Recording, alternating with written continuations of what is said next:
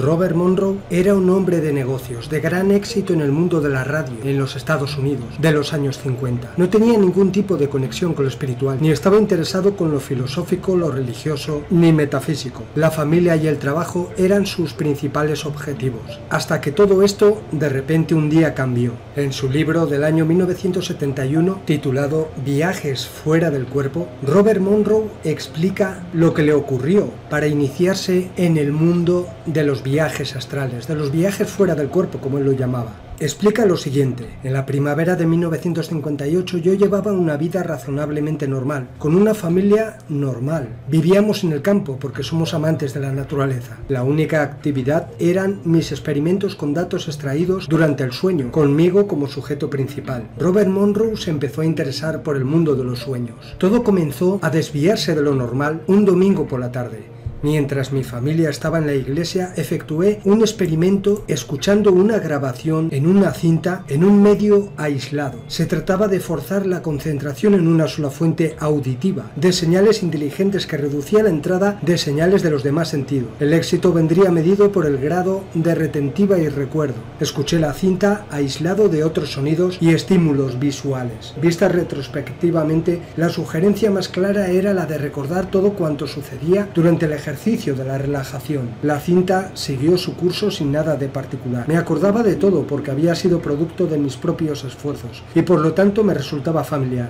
Cuando volvió mi familia tomamos un desayuno. Sentados en la mesa tuvimos alguna discusión sin relación. De repente, una hora después, me entró un fuerte dolor en el diafragma, en el plexo solar, justo debajo de la caja torácica. Era un dolor persistente. Al principio creí que se trataría de algún alimento del desayuno.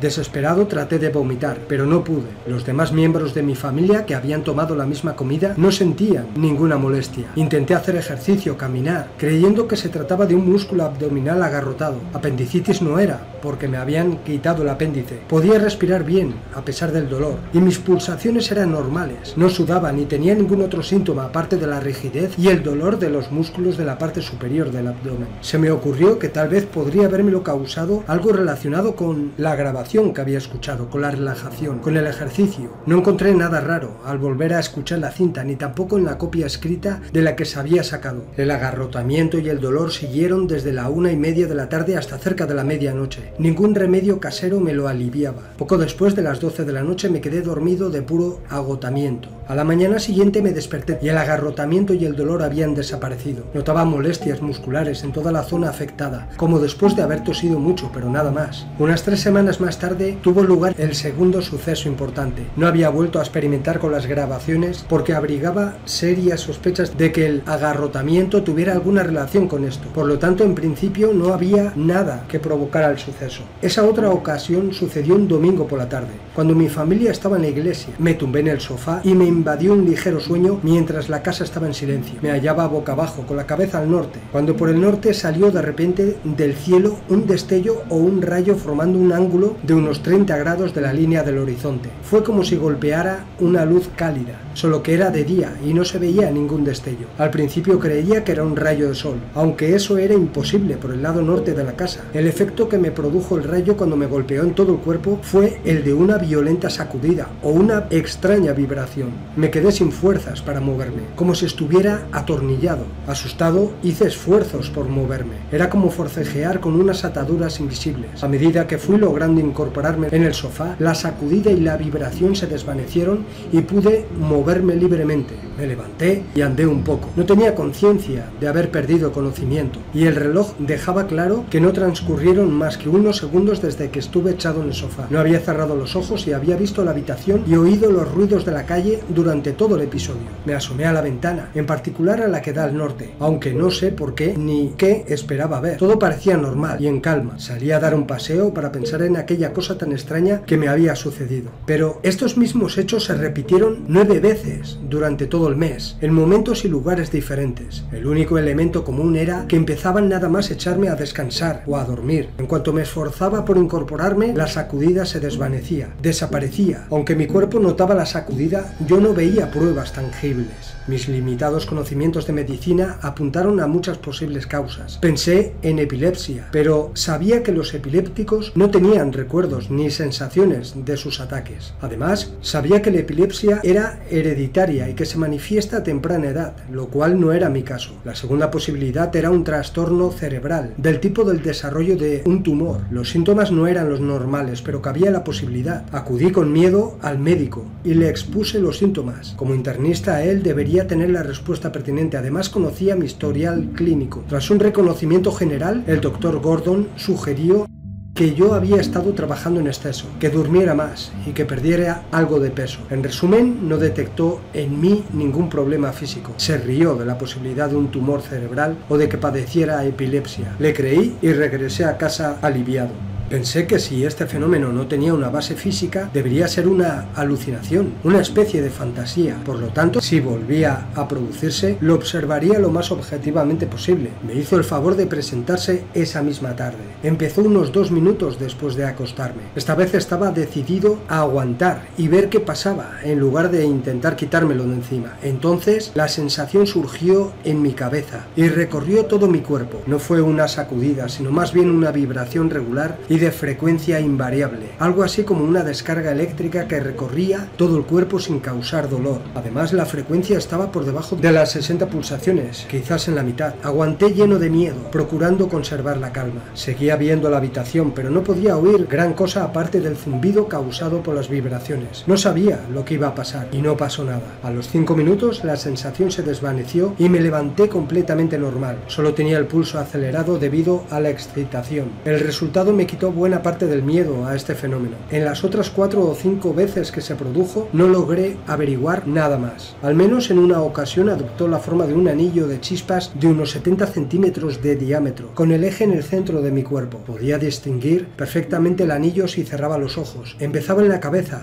bajaba despacio hasta los pies y volvía a subir a la cabeza manteniendo un ritmo constante. El ciclo me pareció que duraba unos 5 segundos. Cuando el anillo iba pasando por mi cuerpo, yo notaba las vibraciones como si me estuviera atravesando un aro. Cuando pasaba por mi cabeza producía un gran zumbido y yo notaba las vibraciones en el cerebro. Traté de estudiar este anillo llameante de aspecto eléctrico, pero no hallé ninguna explicación, como tampoco acerté a saber qué era. No dije nada de todo esto a mi esposa ni a mis hijos. No me pareció oportuno preocuparles hasta no saber algo concreto. Sí se lo comenté a un amigo, el conocido psicólogo Dr. Foster Bradshaw. No sé qué sería de mí ahora de no haber sido por él. Tal vez estaría en un psiquiátrico. Le comenté lo que me pasaba y mostró un gran interés. Sugirió que podía tratarse de una forma de alucinación. Me conocía bien, igual que el doctor Gordon. Por eso se tomó a risa la idea de que yo padeciera una incipiente esquizofrenia o algo parecido. Le pregunté qué debía hacer al respecto. Siempre recordaré su respuesta, que fue la siguiente: pues lo único que puede hacer es investigar y averiguar qué es. No tiene muchas otras posibilidades. Si me ocurriera a mí, me perdería en algún bosque hasta dar con la respuesta. Casi llegó a convertirse en una rutina hasta una noche en la que estaba ya acostado y a punto de dormirme. Empezaron las vibraciones y aguardé pacientemente a que cesaran para poder dormir. Tenía el brazo que colgaba por el lado derecho de la cama, rozando la alfombra con la punta de los dedos. Me puse a mover los dedos sin darme cuenta y vi que podía rascar la alfombra. Sin pensar ni darme cuenta de que podía mover los dedos durante la vibración, presioné sobre la alfombra con la punta de los dedos. Tras un momento de resistencia, los dedos parecieron penetrar en la alfombra y tocar el suelo. Seguí presionando con cierta curiosidad. Los dedos atravesaron el suelo y noté la superficie de la parte superior del techo del piso de abajo. Tanteé con la mano y noté un pequeño trozo triangular de madera, un clavo torcido y algo de serrín. Seguí presionando con la mano, movido por la curiosidad que me provocaba aquella fantástica sensación. Atravesé el techo del piso de abajo y noté como si lo hubiera hecho con todo el brazo. Estaba tocando agua con la mano. La agité con los dedos como algo normal. De pronto me di cuenta de lo que estaba ocurriendo. Estaba completamente despierto. despierto. Podía ver por la ventana el paisaje bañado por la luz de la luna. Podía verme a mí mismo echado en la cama, con las mantas por encima y la almohada debajo de la cabeza, y el pecho subiendo y bajando al ritmo de la respiración. Las vibraciones continuaban, aunque con menor intensidad. Sin embargo, increíblemente estaba jugueteando con la mano en el agua y notaba que atravesaba el suelo con el brazo. Era evidente que estaba completamente despierto, pero la sensación seguía allí. ¿Cómo podía estar despierto al mismo tiempo que soñaba? Y al mismo tiempo que atravesaba el suelo con el brazo.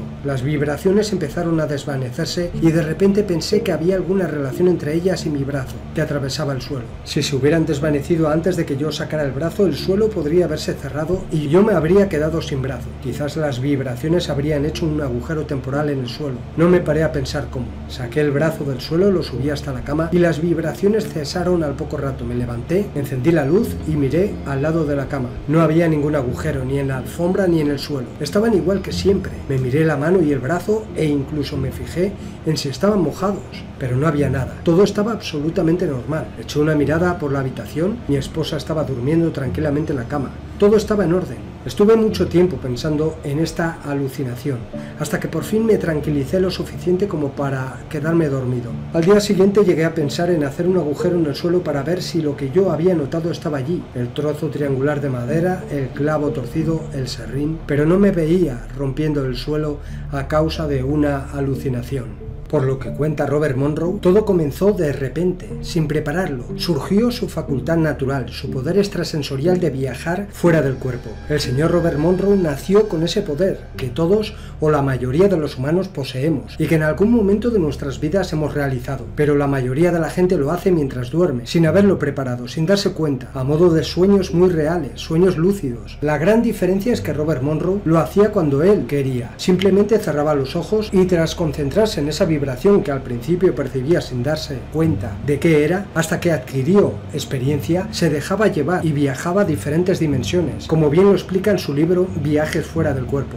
También realizó pruebas y experimentos con amigos suyos para verificar que estaba viajando realmente y que no se trataba de alucinaciones. En más de una ocasión llamaba a uno de sus amigos y les decía que escondieran algún objeto. En varias ocasiones les decía que escribieran algo en un papel y que lo dejaran guardado durante el experimento. Cuando salía del cuerpo iba a mirar lo que habían escrito o el objeto que habían escondido y siempre lograba verlo. La gente quedaba impresionada, pero explicaba que cuando salía del cuerpo tenía cierta distorsión en la visión. Además, cuando salía con lo que él llamaba el segundo cuerpo, que sería el cuerpo etérico, era más eficaz pensar en la persona que está en el punto de destino donde quería ir, no en el sitio, sino en la persona. De esa manera se llega en cuestión de momentos. Puede verse pasar el paisaje si se desea, aunque es un poco desconcertante cuando hay que lanzarse de cabeza contra un edificio o un árbol y atravesarlo, explicó Robert Monroe. Para evitar este tipo de traumas hay que olvidarse de ver durante el trayecto. Dijo que nunca se quita a uno de encima el condicionamiento del cuerpo físico de que las cosas son sólidas. Dijo también que para salir de una casa, por ejemplo, tenía la tendencia a dirigirse a la puerta para salir hasta que se daba cuenta de la situación cuando la mano del segundo cuerpo, el cuerpo con el que viajaba, atravesaba el pestillo. Entonces se lanzaba a través de la pared en vez de por la puerta para reforzar la conciencia de las características del segundo estado. Aparte de este oportuno instinto de localización que no se ve afectado por la distancia, está el problema de que el sistema de navegación automática es demasiado preciso. Funciona según qué se piensa y en quién se piensa. La más mínima distracción durante un microsegundo provoca una desviación en la ruta. Robert Monroe explicaba que mientras estaba en ese segundo estado había que concentrarse mucho en el lugar donde se quería ir, ya que algo que te distraiga se hará real. En todos los años que estuvo realizando dichos viajes y experimentando, se dio cuenta de que con el segundo cuerpo se podía tocar la materia del plano físico. En una ocasión, a una amiga le dio un pellizco para comprobar si sentía el dolor. Su amiga lo sintió y al cabo de los días le mostró a Robert el moratón que le había causado el pellizco. En otra ocasión, que Robert fue a casa de una amiga que era medium, ella lo vio en forma de neblina blanquecina. Al no saber ella de que se trataba de Robert, decretó que se fuera de su casa y explicó Robert que una fuerza muy poderosa lo devolvió de golpe a su cuerpo físico. Aquí nos están confirmando que los decretos funcionan. Otro tema interesante es es el de la electricidad. Robert Monroe explica en su libro que al pasar al lado de cables de alta tensión, el segundo cuerpo se sentía atraído por la corriente eléctrica. Esa electricidad lo llegaba a atrapar y debía liberarse si no quería quedarse ahí atrapado para siempre. Esto me hizo pensar en por qué han electrificado los controladores el planeta entero, en lugar de utilizar la energía libre. Lo tienen todo bien diseñado. Robert descubrió además que existen distintas dimensiones o escenarios de segundo estado, como él lo llamaba, por las que viajaba con el segundo cuerpo. Dijo lo siguiente: al evaluar todos los experimentos quedó claro que había 3 entornos de segundo estado. El primero de ellos, a falta de otra denominación mejor, lo identifiqué como el escenario número 1, aunque sería más apropiado llamarlo aquí y ahora. El escenario 1 es el más creíble. Lo componen las personas y lugares que existen verdaderamente en el mundo material y conocido en el mismo momento del experimento. Es el mundo representado para nosotros por nuestros sentidos físicos, el que la mayoría de nosotros estamos seguros de que existe. Las visitas al escenario 1 mientras está en el segundo cuerpo no deben contener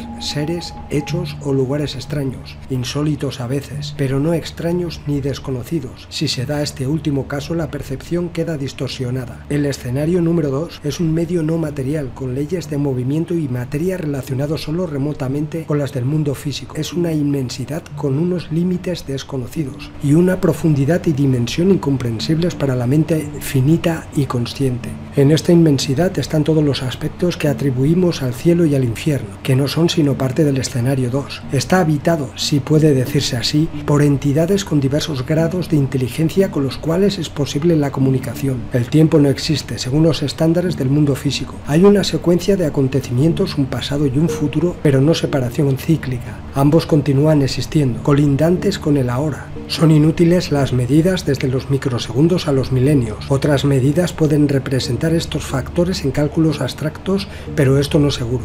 Parece haber una ley primordial que reemplaza todas las mencionadas. El escenario 2 es un estado del ser donde lo que denominamos pensamiento es la fuente de la existencia. Es la fuerza creadora vital que produce la energía, ensambla la materia con la forma y proporciona los canales de percepción y comunicación. Sospecho que el propio ser o el alma en el escenario 2 no es más que un vórtice o bucle organizado según esta ley primordial. Se es lo que se piensa. En este medio no hay suplementos mecánicos, no hacen falta coches, barcos, aviones ni cohetes como medios de transporte. Se piensa en el movimiento y ya es un hecho. El teléfono, la radio, la televisión y otros medios de comunicación no sirven para nada aquí. La comunicación es instantánea, no se ven tierras de labor, huertas, ranchos de ganado, industrias alimenticias ni tienda. En ninguna de las visitas experimentales se hizo alusión a la necesidad de energía procedente de la alimentación. No se sabe cómo se repone la energía en caso de que se consuma. El mero pensamiento es la fuerza que cubre cualquier necesidad o deseo. Lo que se piensa es la matriz de la acción, situación y posición en esta realidad más amplia. El aspecto interesante de este mundo o mundos, pensado del escenario 2, es que se percibe efectivamente tanto la materia sólida como los objetos comunes del mundo físico. Estos últimos adquieren carta de naturaleza por 3 vías. Primero, los productos del pensamiento de quienes han vivido en el mundo físico y siguen conservando sus pautas. Esto se consigue casi de manera automática, sin proponérselo deliberadamente. Segundo, quienes gustaban de ciertas cosas en el mundo físico y las recrean para embellecer el entorno en el escenario 2.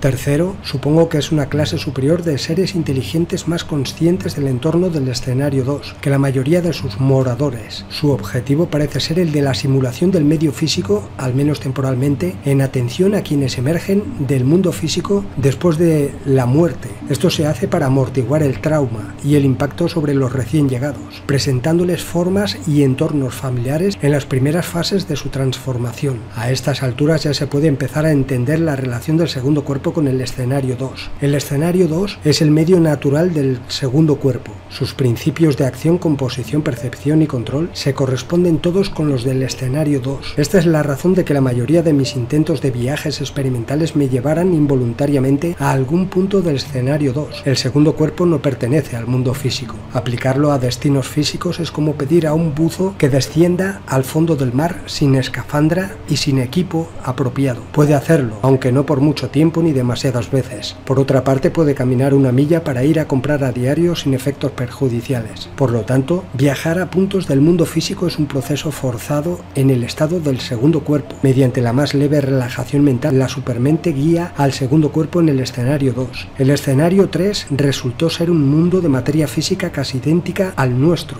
El medio natural es el mismo. Hay árboles, casas, ciudades, personas, objetos y todos los demás elementos de una sociedad razonablemente civilizada. Hay casas, familias, empresas y personas que trabajan para ganarse la vida. Hay carreteras por donde transitan los vehículos, hay trenes y vías. Al principio pensé que el escenario 3 no era más que una parte de nuestro mundo que me era desconocida a mí y a las demás personas preocupadas por estos asuntos. Tenía todo el aspecto de ser así, pero un estudio más atento demostró que no puede ser ni el presente ni el pasado de nuestro mundo de materia física. El desarrollo científico es muy peculiar, no hay ninguna clase de aparatos eléctricos, la electricidad, el electromagnetismo y cosas por el estilo son inexistentes. No hay luz eléctrica, ni teléfono, ni radio, ni televisión, ni energía eléctrica. No existe combustión interna, ni gasolina, ni petróleo como fuente de energía. Sin embargo, se utiliza energía mecánica. Un examen atento de una locomotora que tiraba de un tren de viejos vagones de pasajeros me reveló que funcionaba a vapor. Los vagones parecían de madera y la locomotora de metal, pero tenían una forma distinta a la de nuestros modelos ya obsoletos. Las vías eran mucho menores que las nuestras, menores incluso que las de los ferrocarriles de montaña de vía estrecha.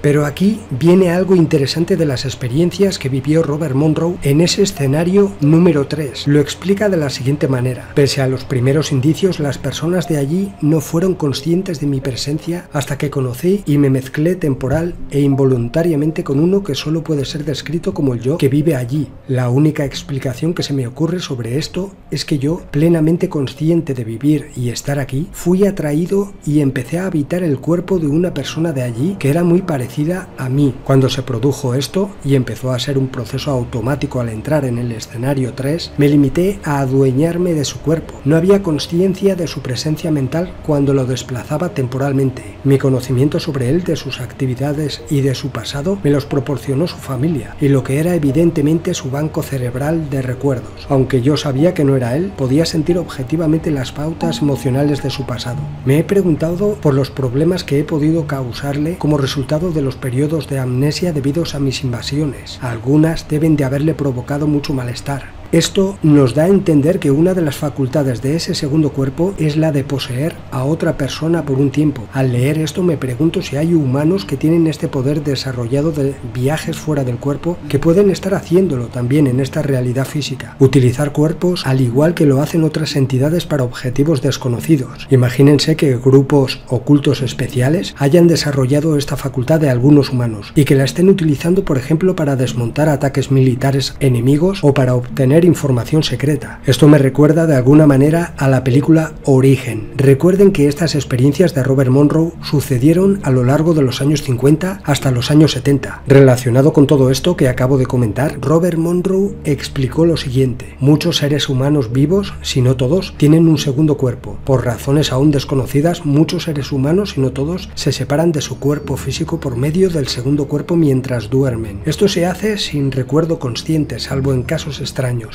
Mucho más raros todavía son los casos en los que la separación se consigue por un intento consciente. Sin embargo, este último caso plantea estadísticas y probabilidades asombrosas. Es inconcebible que una capacidad instrumental sea única. Si una persona puede llevar a cabo este acto de disociación, es posible que existan otros seres que vivan ahora y puedan hacer lo mismo, probablemente con más eficiencia, pero ¿cuántos más hay? ¿Puede hacerlo una persona entre 1000, entre 100.000, entre 1.000.000? Supongamos que únicamente una persona entre 1.000.000 puede actuar consistente y conscientemente en el segundo cuerpo. Esto significaría que en este momento hay más de 3.500 seres humanos vivos capaces de operar en el segundo cuerpo, probablemente mejor que yo. Un grupo semejante podría controlar el destino de la humanidad si se organizara. Esto plantea la siguiente cuestión: ¿están ya organizados algunos de ellos y controlan ahora nuestro destino? También explicó lo siguiente del escenario 3. Si el escenario 3 no es ni el pasado conocido, ni el presente, ni tampoco el futuro probable del escenario 1, ¿qué es? No forma parte del escenario 2, donde no se necesita ni se utiliza más que el pensamiento. Podría ser un recuerdo racial o de otro tipo, de una civilización física terrestre anterior a la historia historia conocida. Podría ser otro mundo terrestre situado en otra parte del universo, accesible de alguna manera mediante manipulación mental,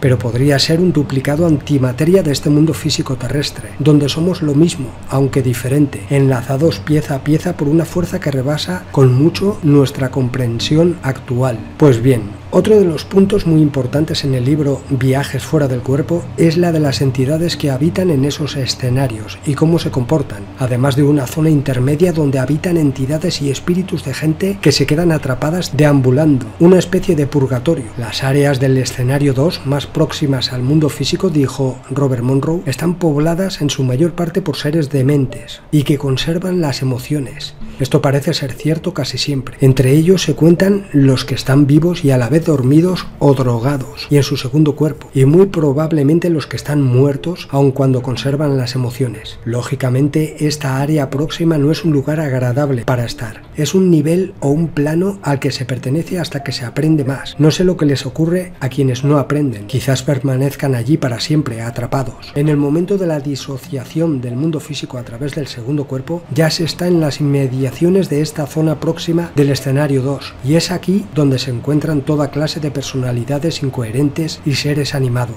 Si existe algún mecanismo protector para el neófito, yo no lo vi. Solo a través de una cautelosa y a veces terrible experimentación fui capaz de aprender las artimañas para atravesar esa zona. Además de los torturadores y de los diversos conflictos, la motivación principal de estos casi habitantes es la liberación sexual en todas sus formas, si se considera como producto de las últimas civilizaciones, incluidos los vivos pero dormidos y los muertos. Es fácil de comprender la necesidad de liberación de la represión de esta necesidad básica. La clave está en que todos los que viven en esta zona próxima intentan la sexualidad en los términos del cuerpo físico. No hay reconocimiento ni conocimiento del impulso sexual tal como se manifiesta en zonas más distantes del escenario 2. Robert aquí explica cómo a veces se encontraba con gente que acababa de morir físicamente y que se quedaban ahí, atrapados en esa dimensión intermedia, pidiéndole ayuda confundidos. Lo único que podía hacer era calmarlos y salir de ahí lo antes posible. Otras veces se encontraba con entidades que se alimentaban de la energía sexual de quienes se les acercaban. Los atraían tomando la forma de chicas o de chicos, según la tendencia sexual de quien los viera. De esa manera les engañaban y les dejaban sin energía. Esto es muy interesante, ya que coincide completamente con lo que digo sobre las entidades parasitarias que se alimentan de las energías de los seres vivos, sobre todo de la energía sexual.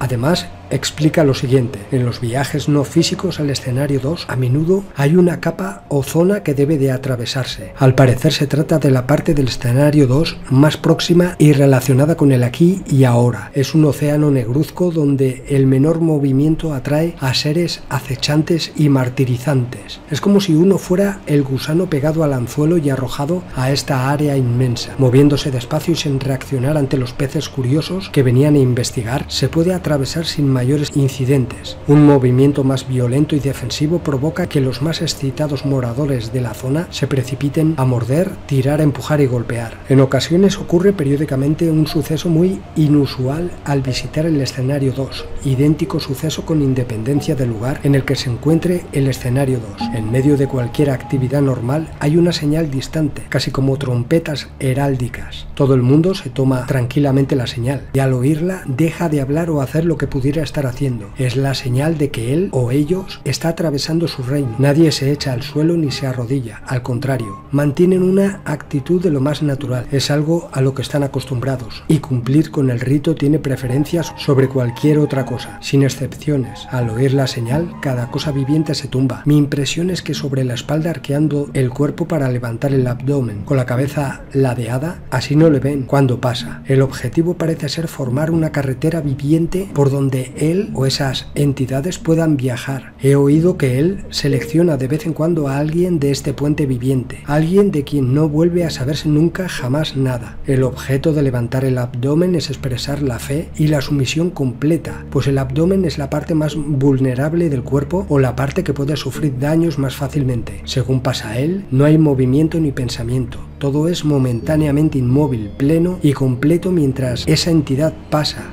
Las ocasiones en las que he podido experimentarlo me he tumbado igual que los demás. En esos momentos era inconcebible el pensamiento de hacer cualquier otra cosa. Él pasa acompañado de un potente sonido musical y un aura de fuerza vital radiante e irresistible que alcanza su máximo cuando está encima y se desvanece a medida que se aleja. Recuerdo que una vez me pregunté qué me ocurriría si él descubriera mi presencia como visitante temporal. No estaba seguro de querer averiguarlo. Una vez que él ha pasado, todo el mundo se levanta y reanuda sus actividades. El caso ni se menciona, ni se comenta, ni se vuelve a pensar en él. Es un hecho completamente aceptado como parte de la vida. Aquí es donde reside la mayor y más sutil diferencia. Es un acto tan normal como detenerse ante un semáforo, al llegar a un cruce concurrido o esperar en un paso a nivel cuando la señal indica que se acerca un tren. No hay motivo de preocupación y sin embargo se siente un respeto no expresado por la potencia que representa el tren que pasa. Además, se trata de un acto impersonal. ¿Pero qué es esta cosa? ¿A qué se está refiriendo Robert Monroe cuando explica todo esto? Yo creo que estuvo metido en alguna dimensión controlada por entidades o jerarcas arconte que son temidos por quienes allí habitan. Robert vio esa muestra de sumisión por parte de todo aquel que habita en esos lugares, en esas dimensiones. Estas entidades no eran positivas, todo lo contrario, ya que pasaba por encima de los espíritus o seres de aquel lugar. No entiendo cómo no se dio cuenta de esto. Robert Monroe, como he dicho al principio, tenía la habilidad de viajar fuera del cuerpo, de hacer lo que se llama comúnmente viajes astrales a voluntad, y las veces que deseara. Creó el Instituto Monroe para enseñar a desarrollar este poder o facultad que todos tenemos. Vino con esa misión a la Tierra, ya que es muy importante desarrollar ese poder para adquirir más conocimiento y prepararnos para la desencarnación física, llegado el momento. Esto lo saben los oscuros y no quieren que lo logremos. Es por esto que cuesta tanto hacerlo a voluntad. Es por la barrera que han colocado sobre el planeta. Es de esa barrera de la que habla Monroe y que se encontraba cada vez que viajaba al segundo escenario. Y es ahí donde habitan entidades parasitarias que controlan las entradas y salidas de almas. No les interesa que salgamos de esta Matrix para ver otras realidades y saber la verdad. Uno de los principales obstáculos con los que se enfrenta la mayoría de la gente que desea aprender a hacer una proyección astral es el miedo. Muchos temen el poder morir o resultar heridos de alguna manera. Una vez que te hayas persuadido de la imposibilidad de resultar dañado en la proyección astral, comenzarás a hacerlo. Estos son los pasos para realizar la técnica de proyección astral de Robert Monroe. 1. Relaja el cuerpo. De acuerdo con Monroe, la facultad de relajarse es el primer prerequisito, quizá incluso el primer paso por sí mismo, para provocar un viaje fuera del cuerpo. Ello incluye relajación tanto física como mental. Monroe no sugiere método para alcanzar esta relajación, pero de todos modos una relajación muscular progresiva acompañada con ejercicios de respiración profunda es conocida por su efectividad para lograr el estado relajado. 2. Entra en el estado cercano al sueño. Este se conoce como estado hipnagógico. De nuevo, Monroe no recomienda específicamente el método para inducirlo. Una forma de hacerlo es levantar tu antebrazo mientras apoyas el resto del brazo en la cama o en el suelo. Tan pronto comiences a dormirte, tu brazo caerá y despertarás de nuevo. Con la práctica aprenderás a controlar el estado hipnagógico sin usar tu brazo. Otro método es concentrarse en un objeto. Cuando otras imágenes comiencen a entrar en tus pensamientos, habrás alcanzado el estado hipnagógico. Observa pasivamente estas imágenes. Eso ayudará a prolongar este estado cercano del sueño. Monroe llama a esto la condición A. 3. Profundiza ese estado. Comienza a aclarar tu mente. Observa tu campo de visión a través de los ojos cerrados. No hagas nada durante un instante. Simplemente mira a través de tus párpados cerrados a la oscuridad que hay enfrente tuya. Poco después advertirás unos patrones luminosos. Son simples descargas neurales que son algo normal en las técnicas de proyección astral y no tienen un efecto específico, así que ignóralas. Cuando cesen habrás alcanzado lo que Monroe llamaba la condición B. A partir de aquí se debe alcanzar un estado de relajación aún más profunda, que Monroe llama la condición C. Un estado de relajación tal que se pierde toda noción del cuerpo y toda reacción frente a estímulos sensoriales. Estás casi en un vacío en el que tu única fuente de estimulación son tus propios pensamientos. El estado ideal para abandonar el cuerpo es la condición D, es decir, la condición C, cuando ha sido voluntariamente inducida desde un estado descansado y no a partir del efecto normal de la fatiga. Para alcanzar la condición D, Monroe sugiere practicar estas técnicas por la mañana o tras una breve siesta. 4.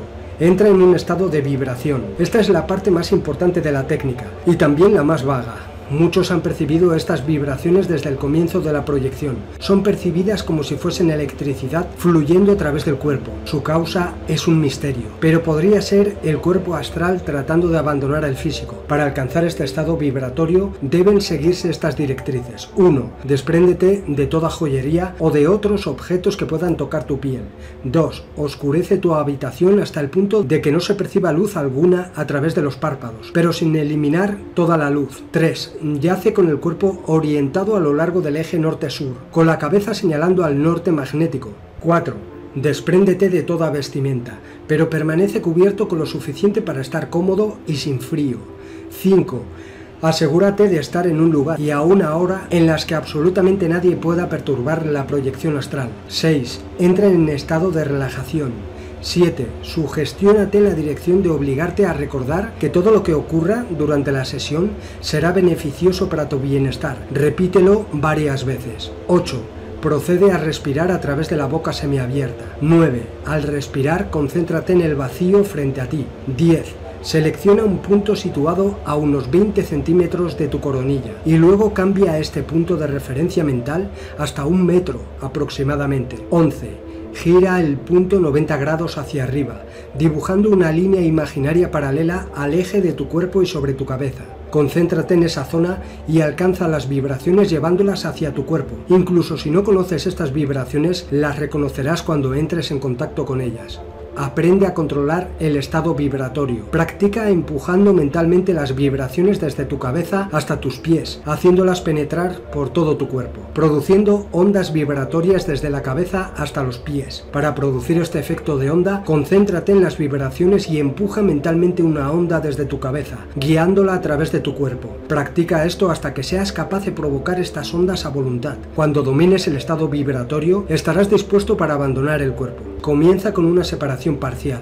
La clave reside en el control mental. Mantén tu mente firmemente focalizada en la idea de abandonar el cuerpo. No te dejes divagar. Hacerlo podría originar la pérdida del control sobre el estado. Ahora, habiendo alcanzado el estado de vibración, comienza experimentando la proyección liberando solo una mano o pie del segundo cuerpo astral o cuerpo etérico. Monroe sugiere extender un miembro hasta que entre en contacto con un objeto familiar, como puede ser una pared junto a la cama, etc. Entonces empuja a través del objeto. Devuelve el miembro situándolo en coincidencia con su homólogo físico.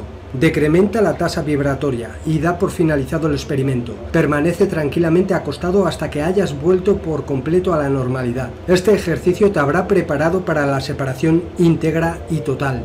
Disóciate del cuerpo. Monroe recomienda 2 métodos para hacerlo. Uno es flotar fuera del cuerpo. Para hacerlo, piensa en que te vuelves cada vez más y más ligero. Una vez alcanzado el estado vibracional, piensa en lo hermoso que sería poder flotar arriba. Mantén este pensamiento a toda costa y no permitas que otros pensamientos lo interfieran. La proyección ocurrirá naturalmente llegado a este punto. Otro método es el método de rotación o técnica giratoria. Cuando hayas alcanzado el estado de vibración, trata de girar sobre ti mismo como si estuvieras dándote vueltas en la cama. No trates de hacerlo físicamente. Intenta girar tu cuerpo desde arriba y rotar virtualmente fuera de tu cuerpo físico. En este punto no estarás fuera del cuerpo, pero sí cerca. Piensa en flotar y te hallarás flotando sobre tu cuerpo. Monroe recomienda comenzar con el primer método, pero agrega que ambos son igualmente eficientes.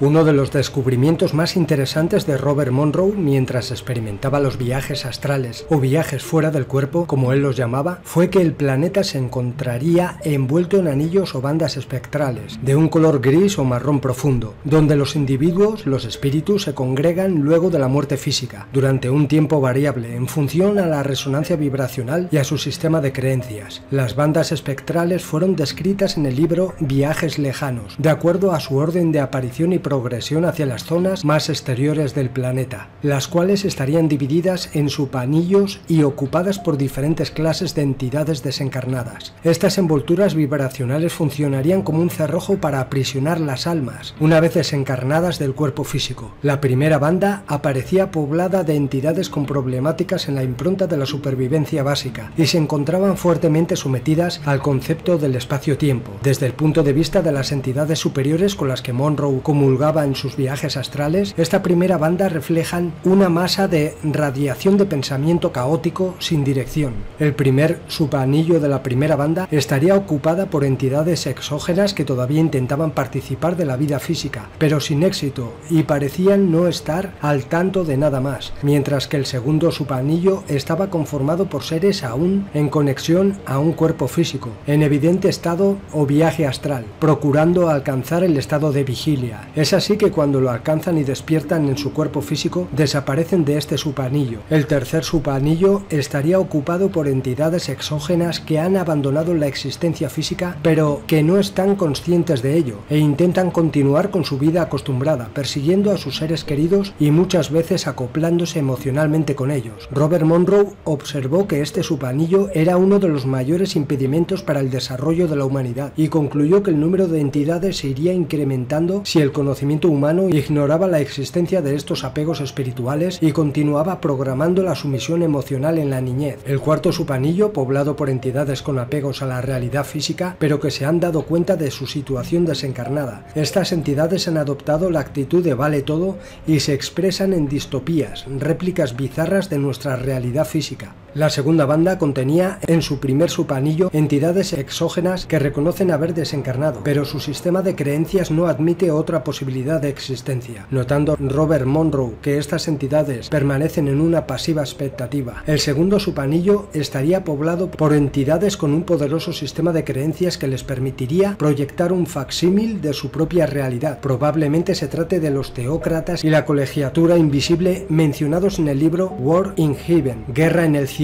Estas entidades se congregan en diferentes realidades con sólidas estructuras jerárquicas entre sus miembros, egregores del tipo ministro feligreses, siendo este subanillo probablemente el más nutrido de todos y por lo tanto el más manipulador, llegando sus tentáculos a la realidad física terrestre en forma de sectas secretas y religiones organizadas. La última banda comprendería a las entidades más avanzadas que en ufología se les conoce como los que detentan el poder, los arcontes, seres de la cuarta densidad de servicio a sí mismo, con una gran capacidad de manipulación de la realidad física y que exhibe una tecnología psíquica que dista de cualquier posible elucubración humana. A Robert Monroe se le dijo que cerca del año 3000 estas bandas desaparecerían, encontrándose un único anillo que irradia una pristina luz, ya sin discordancias ni distorsiones. Sobre el planeta ya no habría ciudades o signos de industrialización, el aire sería limpio, habiéndose restaurado el balance ecológico. Al cuestionar qué había ocurrido, la entidad de conciencia superior que acompañaba a Monroe le comenta que el balance fue restaurado por diseño y no por un cataclismo seguido de un rebobinado azaroso a una situación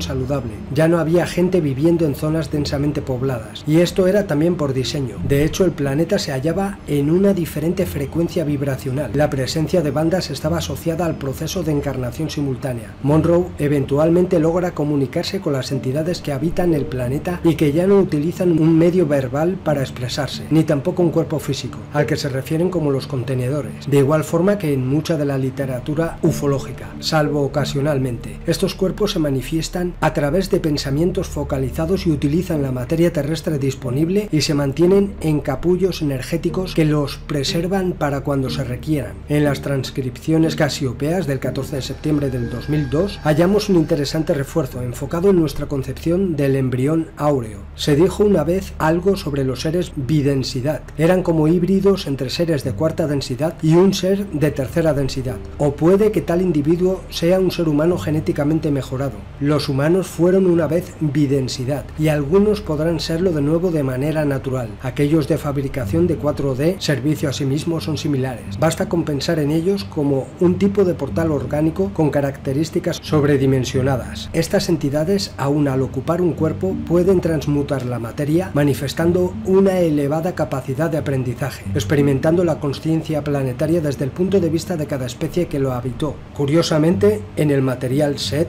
resuena menciona una idea similar que se asocia con el tiempo simultáneo y pone lo siguiente: vuestro planeta Tierra ha sido muy querido, ahora puedo enfocar mi consciencia hacia él y, si así lo decido, experimentar de igual modo que ustedes, pero también puedo percibirle de muchas otras maneras que ustedes no podrían en vuestro cuerpo. Cada persona, tanto los que están vivos en sus términos como los que han muerto, tienen una visión propia del mundo, y dicha imagen viva existe más allá del tiempo y el espacio, y puede ser percibida por los demás. Cada visión del mundo existe en su propia particular frecuencia, y es posible de sintonizar solo por aquellos que están más o menos en la misma frecuencia. Es bastante posible sintonizar con la visión del mundo de cualquier persona en sus términos, viva o muerta. La visión del mundo de cualquier persona, incluso si aún no ha nacido, desde vuestro punto de vista, sin embargo, sí existe. Asimismo, estas entidades demuestran haberse despojado de la impronta de la supervivencia basada en el servicio a sí mismo y la consciencia enfocada en el cuerpo físico, engrandecimiento del ego, exhibiendo un amplio rango de experiencias que parte de lo más trágico de la experiencia humana a lo más sublime. Ya no necesitaban dormir, y su alimentación la realizaban a través de la energía que los rodeaba, probablemente relacionado al concepto de la energía orgón, de la cual habló Wilhelm Reich. Las entidades comentan a Monroe que los seres espirituales que llegan a la Tierra en aquel momento deben experimentar al menos un ciclo de existencia en la realidad humana previo al cambio de frecuencia del planeta, e incluso aquellos que se graduarán del nuevo ambiente luego del año 3000 ya no regresarían al planeta Tierra. No requerirían de experimentar la forma física y podrían acceder a niveles de densidad aún más sublimes.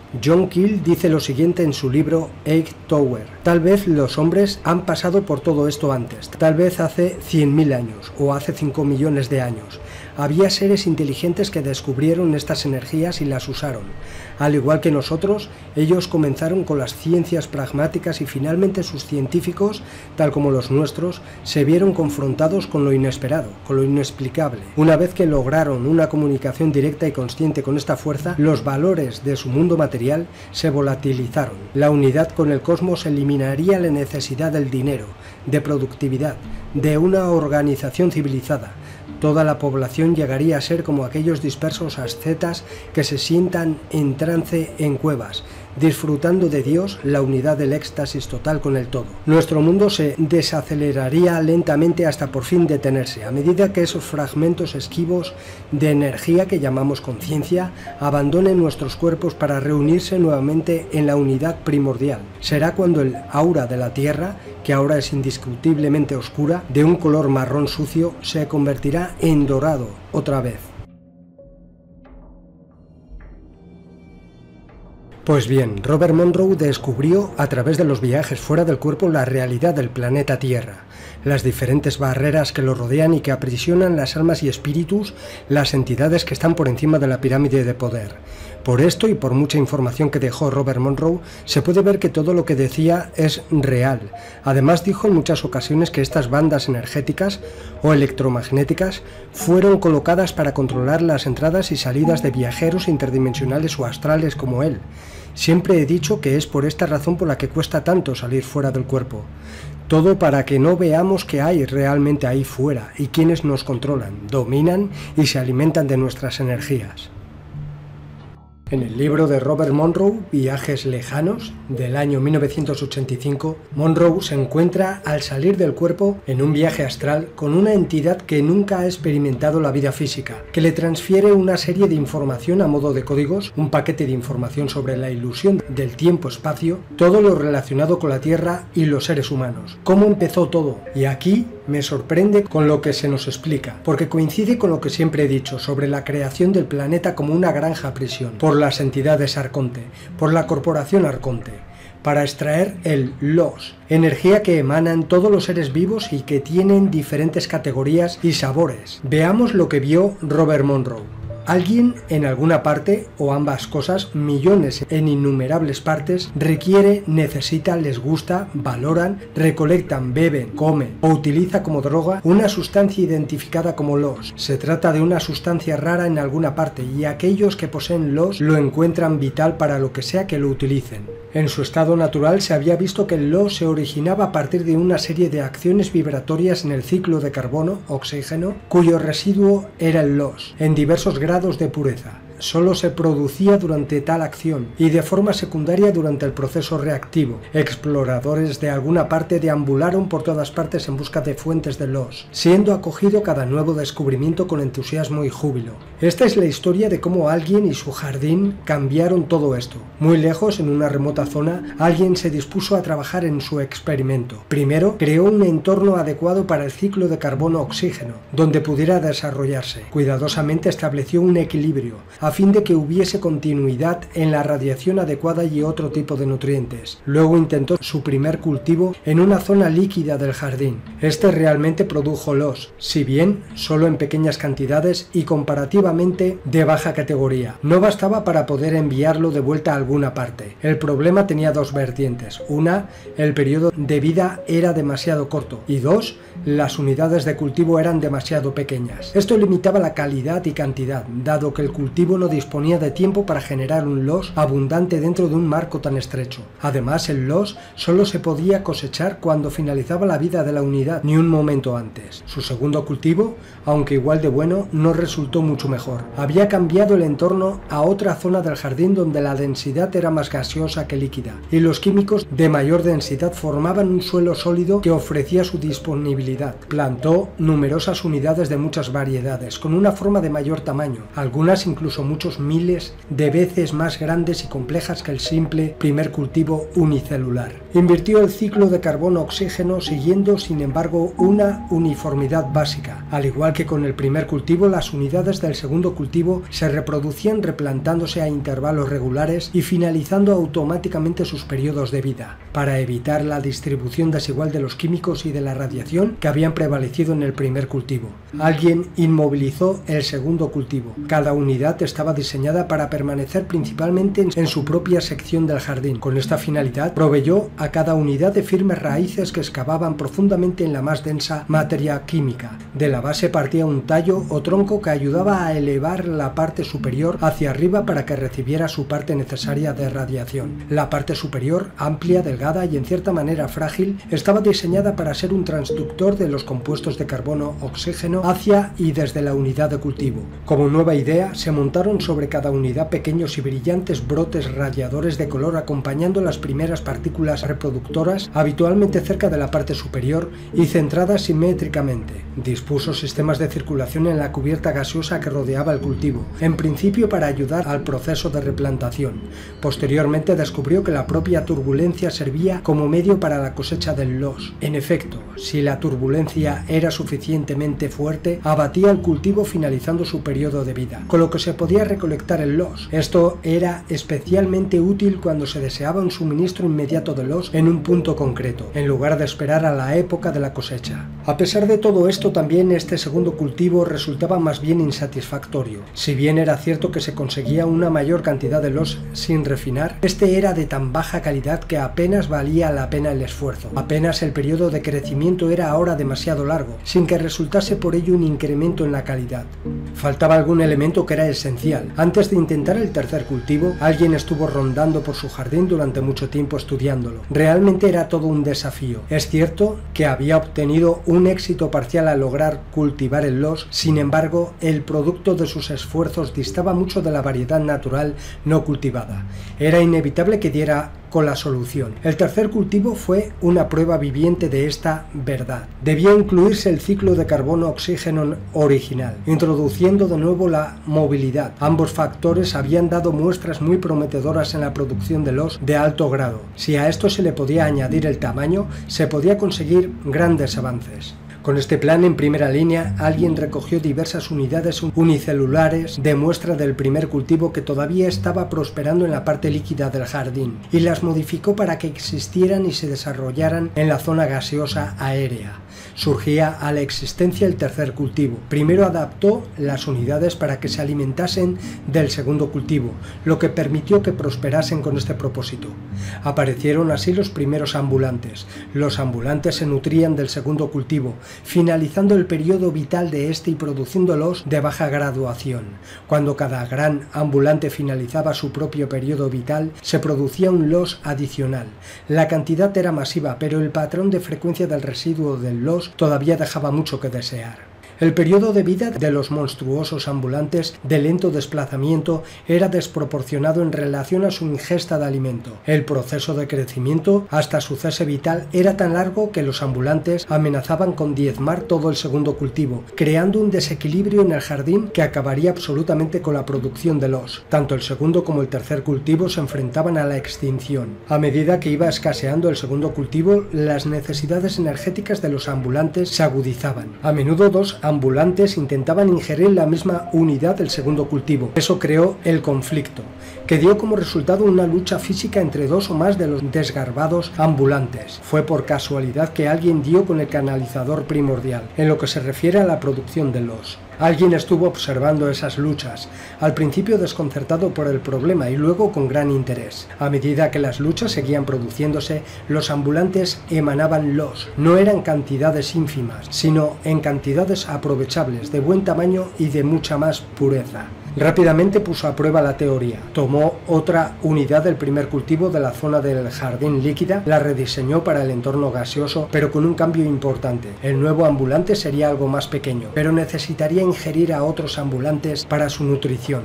Esto solucionaría el problema de la sobrepoblación de ambulantes y al mismo tiempo crearía buenas cantidades de los utilizable durante cada conflicto-lucha, más una cantidad adicional si la nueva clase de ambulantes terminaba con el periodo de vida del otro. Alguien podría así despachar hacia alguna parte cantidades viables de los razonablemente puro.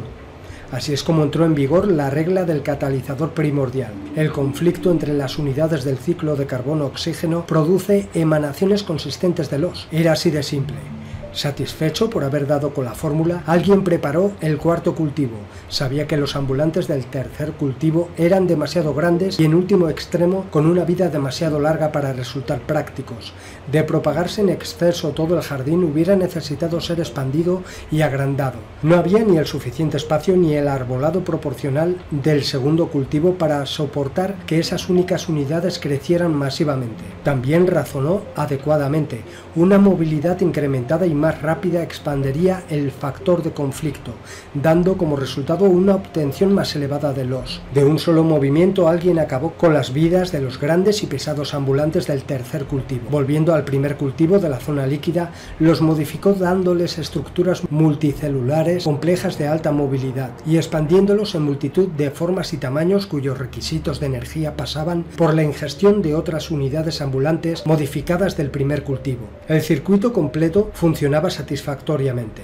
La modificación del segundo cultivo estacionario en el ambiente líquido prosperaba. Ambulantes pequeños muy activos y respirando en el líquido se alimentaban del segundo cultivo modificado.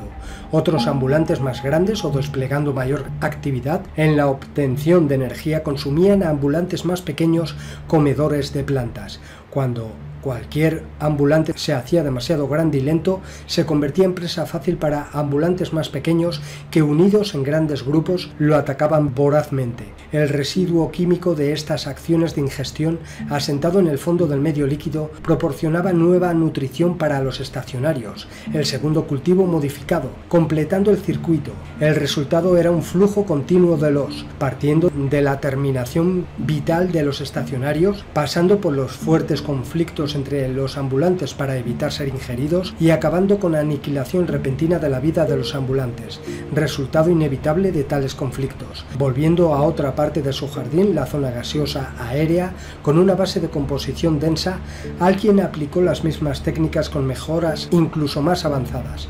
Añadió muchas variedades de estacionarios, el segundo cultivo original, para proporcionar un alimento variado y suficiente a los nuevos ambulantes que iba a crear. Como en la otra zona del jardín, hizo que estos ambulantes se mantuvieran en equilibrio entre dos especies, la de los que ingerían y extraían energía de los estacionarios del segundo cultivo y la de los que para su mantenimiento precisaban de la ingestión de otros ambulantes. Literalmente creó miles de tipos originales pequeños grandes, aunque ninguno tan grande como los ambulantes del tercer cultivo, e ingeniosamente también hizo que dependieran del conflicto. Este tomaba la forma de masa o de velocidad difícil de alcanzar, o un revestimiento engañoso y protector, o una radiación de color, la capacidad para percibir y detectar la acción de ondas y de partículas y unas protuberancias de alta densidad, especiales para arrancar, agarrar y desgarrar durante el conflicto. Esto último servía claramente para añadir y prolongar los periodos de conflicto, con el resultado de un incremento en la emanación del LOS. Como experimento secundario, alguien diseñó y creó una forma de ambulante que era débil e ineficiente según los estándares de los demás ambulantes del cuarto cultivo. Sin embargo, este ambulante experimental tenía dos ventajas bien diferenciadas. Uno, tenía la capacidad de ingerir y tomar energía tanto de los estacionarios como de los demás ambulantes. Y dos, tenía incorporada una mota de sustancia que alguien había sacado de sí mismo, ya que no se conocía ni estaba disponible otra fuente para tal sustancia, para que actuase como un desencadenante intenso y definitivo de versatilidad. Según la ley de atracción, alguien sabía que tal aportación iba a crear una movilidad incesante en otra especie concreta de ambulante. Esa diminuta mota de sí mismo siempre estaría buscando satisfacer la atracción engendrada, intentando reintegrarse a la totalidad infinita. El impulso por satisfacer los requerimientos de energía mediante la ingestión no sería la única fuerza motivadora. Y lo más importante, las necesidades y obsesiones creadas por esa parte de alguien no podría quedar saciadas por nada de lo que existía en todo el jardín. Con ello, la necesidad de versatilidad siempre iba a estar presente, y el conflicto entre esa necesidad y la necesidad para recargar energía siempre sería constante. Si sobrevivía, posiblemente sería un emisor de LOS de orden superior. El cuarto cultivo superó todas las expectativas de alguien. Se hizo evidente que en el jardín se estaba produciendo un flujo continuado y utilizable de LOS. El equilibrio entre los sistemas vivos funcionaba perfectamente, con el factor conflicto produciendo grandes cantidades de LOS y un constante complemento elaborado por las vidas que finalizaban de todo tipo de ambulantes y estacionarios. Para manejar la producción, alguien colocó recolectores específicos que ayudasen a la recolección y estableció canales para transmitir el LOS sin procesar desde su jardín hasta alguna parte. Alguna parte ya no dependía principalmente del LOS producido naturalmente como principal fuente de abastecimiento. El jardín de alguien había acabado con eso. Con el éxito del jardín y la producción de LOS mediante su cultivo, otros empezaron a diseñar y construir sus jardines. Esto guardaba conformidad con la ley de la oferta y la demanda. El vacío es una condición inestable, puesto que las cantidades de LOS del jardín de alguien respondían solo parcialmente a las necesidades de alguna parte. De hecho, los recolectores, a cuenta de los otros, entraban en el jardín de alguien para aprovecharse de las pequeñas emanaciones de LOS pasadas por alto o ignoradas por los recolectores de alguien. Con su trabajo concluido, alguien regresó a alguna parte y se dedicó a otros asuntos. La producción de LOS se mantenía a un nivel constante bajo la supervisión de los recolectores. Las únicas alteraciones eran ordenadas por el propio alguien. Siguiendo instrucciones de alguien, los recolectores cosechaban periódicamente segmentos del cuarto cultivo. Esto se realizaba para garantizar los adecuados químicos, radiación y otros nutrientes para las jóvenes unidades venideras. Un motivo secundario era proporcionar cantidades ocasionales extra de LOS, creadas mediante esta recolección. Para recoger este tipo de cosecha, los recolectores generaban tormentas de inestabilidad y agitación, tanto en la envoltura gaseosa como en las formaciones químicas sólidas que eran la base del propio jardín.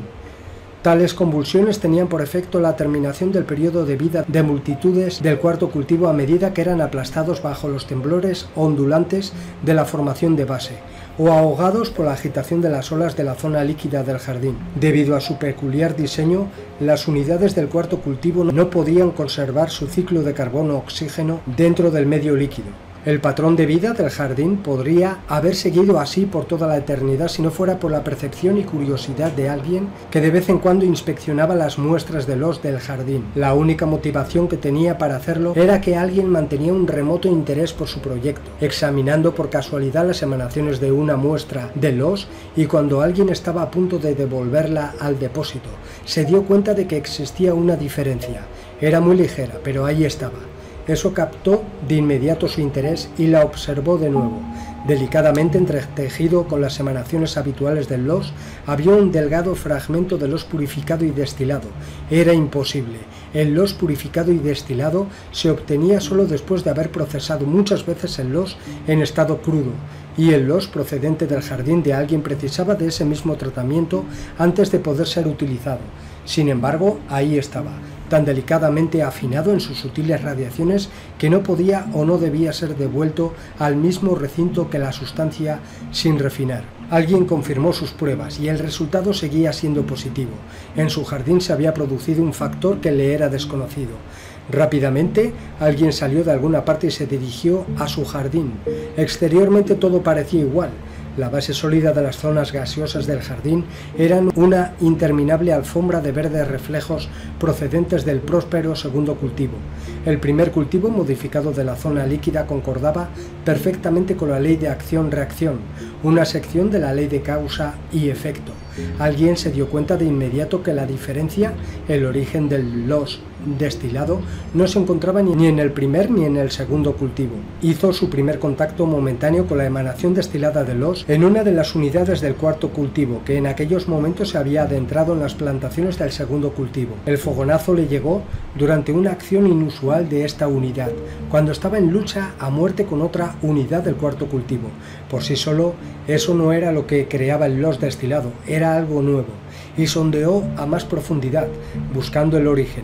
Fue entonces cuando descubrió la diferencia. La unidad del cuarto cultivo no estaba luchando por un conflicto debido a un residuo de alimento de una unidad de cuarto cultivo, ni por ninguna sabrosa hoja procedente del tronco del segundo cultivo vecino, ni para evitar ser cazado y devorado por otra unidad adversaria del cuarto cultivo. De ello no cabía la menor duda. Era un conflicto para proteger y salvar de la muerte a 3 de sus propios nuevos especímenes generados, que se hallaban acurrucados bajo una gran unidad del segundo cultivo, esperando el resultado. Era esa acción lo que producía los destellos del loss destilado. Siguiendo esta pista, alguien examinó las acciones de otras unidades del cuarto cultivo en el jardín. Encontró destellos similares cuando otras unidades del cuarto cultivo llevaban a cabo la misma acción de defensa de sus crías. Pero todavía había una inconsistencia. La suma de todos los destellos emanando loss destilado, debido a estas acciones de las unidades actuales del cuarto cultivo, no llegaba ni a la mitad de lo que había encontrado en la muestra del almacén. Era evidente que debía existir otro factor. Sobrevoló sistemáticamente todo el jardín, ampliando su percepción a todas las zonas. Casi de inmediato encontró el origen. La radiación del loss destilado de alta calidad se originaba en una zona concreta del jardín. Rápidamente se dirigió hacia el lugar. Allí estaba, una unidad del cuarto cultivo modificado experimental, uno de los que contenían una parte de sí mismo en su patrón de funcionamiento. Permanecía solo bajo la zona superior de las hojas de una gran unidad del segundo cultivo. No estaba hambriento, no estaba en conflicto con ninguna otra unidad del cuarto cultivo, no estaba actuando en defensa de sus crías. Entonces, ¿por qué estaba emanando loss destilado en tan gran cantidad? Alguien se acercó un poco más, su percepción se introdujo dentro de la unidad modificada del cuarto cultivo y entonces se dio cuenta, lo supo, la unidad se sentía sola. Era esto lo que producía el loss destilado. Cuando alguien se apartó, observó otra extraordinaria inconsistencia. La unidad del cuarto cultivo modificado de repente había sido consciente de su presencia. Se había desplomado y estaba balbuceando en medio de extrañas convulsiones sobre la formación sólida de base. Un líquido claro emergía de sus 2 orificios de percepción-radiación. A través de todo ello, el loss destilado que emitía se hacía todavía más fuerte. Fue a partir de esto que alguien postuló su ahora famosa fórmula de producción de loss destilado que está vigente en el jardín actualmente. El resto del relato es ya conocido. Alguien incluyó lo esencial en su fórmula. La creación del loss puro destilado se produce en las unidades de tipo 4 modificadas gracias a la acción de la insatisfacción, pero solo si este patrón se hace efectivo a un nivel vibratorio por encima de los límites sensoriales del entorno. Cuanto mayor intensidad tenga el mencionado patrón, mayor rendimiento de loss destilado se producirá. Para poner en marcha el efecto, alguien diseñó cambios sutiles en su jardín, todos ellos conocidos por cualquier historiador. Separar todas las unidades del cultivo en mitades, para generar la soledad y que deseasen reunirse, y fomentar el predominio de la unidad de tipo 4 modificada, no son más que 2 de las modificaciones más notables. Tal y como figura actualmente, el jardín es un espectáculo fascinante de eficiencia. Hace mucho tiempo ya que los recolectores se han convertido en maestros en el arte de la fórmula de producción de loss destilado. Las unidades de tipo 4 modificado dominan y se han extendido por todo el jardín, exceptuando las partes más profundas del medio líquido.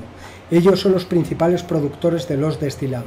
A partir de ir experimentando, los recolectores han desarrollado toda una tecnología con herramientas complementarias para recolectar el los de las unidades de tipo 4 modificadas. Las más habituales han recibido el nombre de amor, amistad, familia, codicia, odio, dolor, culpabilidad, enfermedad, orgullo, ambición, derecho de propiedad, posesión, sacrificio y a mayor escala, solo por mencionar algunas, apego por la propia provincia, nacionalismo, guerras, hambrunas, religión, máquinas, libertad, industria, comercio. La producción de los es más elevada de lo que nunca antes había sido. Robert Monroe, tras ver esta información, se quedó perplejo. No podía creer que en realidad el planeta entero es una granja de la cual extraen el preciado los, y dice lo siguiente en el libro. Estaba totalmente cerrado en mí mismo, reflexionando, aturdido. Mi primera reacción fue que no puede ser, tiene que haber algún error. Esto no puede ser el relato de la historia de la Tierra. Sin embargo, a medida que desplegaba de nuevo el paquete de información mental y lo superponía con lo poco que yo sabía, la historia zoológica y humana de la Tierra se hacía más incómodamente exacta, si bien observaba bajo una perspectiva diferente. La cadena alimentaria del sistema ecobiológico de la Tierra estaba bien establecida. Sabiendo esto sobre la madre naturaleza, algunos de los especuladores filosóficos más acérrimos a menudo habían considerado dónde encajaba en el proceso el animal humano. El aspecto negativo era evidente. Alguien se alimenta de nosotros. Antes no había sido más que eso, una especulación, pero ahora lo veía real. El paquete de información mental sobre el los lo explicaba con toda claridad y, lo más importante, explicaba el propósito, el motivo de todo aquello, el porqué. Este factor se me había escapado durante mucho tiempo. La respuesta del los era simple y evidente. El motivo estaba ahí, expuesto de forma totalmente prosaica. Nosotros éramos en realidad productores de algo valioso, el los. Aun consiguiendo superar al final las barreras emocionales implicadas, se hacía difícil incluso entonces encontrar contradicciones en el concepto general, una explicación de todo el comportamiento e historia humanos. ¿Quedaban las especies inteligentes? ¿Eran los jardineros los recolectores de los o los supervisores? Esta pregunta me atormentó y torturó durante muchas semanas antes de que finalmente decidiera que debía encontrar la respuesta de una u otra manera. El los, una energía generada por todo tipo de vida orgánica, con diversos grados de pureza, siendo la más nítida y potente la generada por los humanos, engendrada por aquella actividad humana que desencadena emoción, siendo la más elevada de tales emociones el amor. Según el paquete de información, el los es expelido cuando la vida finaliza su existencia física, cuando se produce dolor, enfado, odio, etc. En definitiva, el ser de luz le dice a Monroe que cuando los humanos mueren, su energía es liberada y cosechada por seres transdimensionales, quienes la usan para extender su propia vida. La afirmación es que el universo es un jardín creado por estos seres como fuente de alimento, la corporación Arconte. Según la historia de Monroe, los animales se colocan intencionalmente en este planeta para alimentarse de las plantas y entre sí, liberando así la fuerza vital de sus víctimas para que pueda ser cosechada. En una lucha entre depredadores y presas, se produce energía excepcional en los combatientes.